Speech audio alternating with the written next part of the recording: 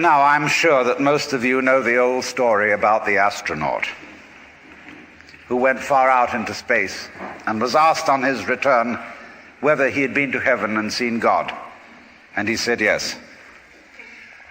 And so they said to him, well, what about God? And he said, she is black. And although this is a very well-known and well-worn story, it is very profound. I mean, we think that God is spirit, that God is very undefinable and infinite and all that kind of thing. But nevertheless, the images of God are have a far more powerful effect upon our emotions than our ideas.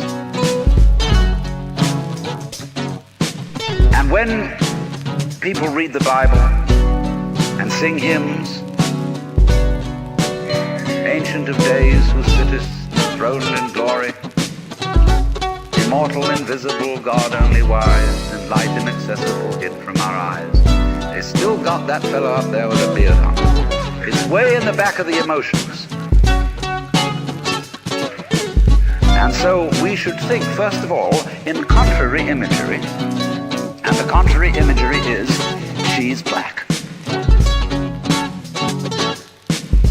Imagine instead of God the Father, God the Mother.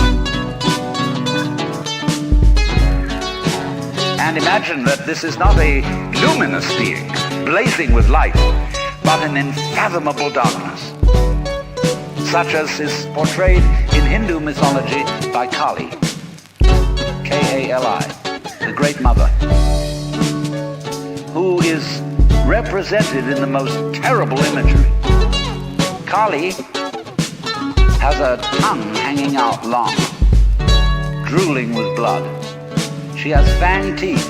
She has a scimitar in one hand and a severed head in the other. And she is trampling on the body of her husband, wherein all things are dissolved so that they be reborn again.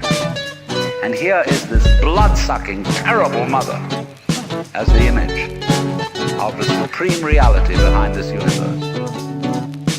Imagine, it's the representative of the octopus, the spider, the awful the creepy crawlies at the end of the line, which we are all terrified of. What gives us any ghost of a notion that we're here, except by contrast with the fact that we once weren't?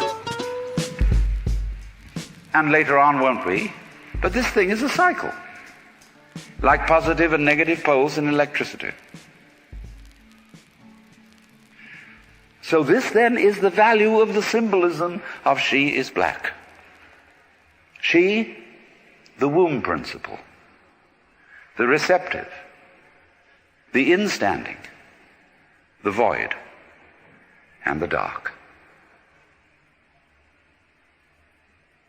And so that is to come into the presence of the God who has no image.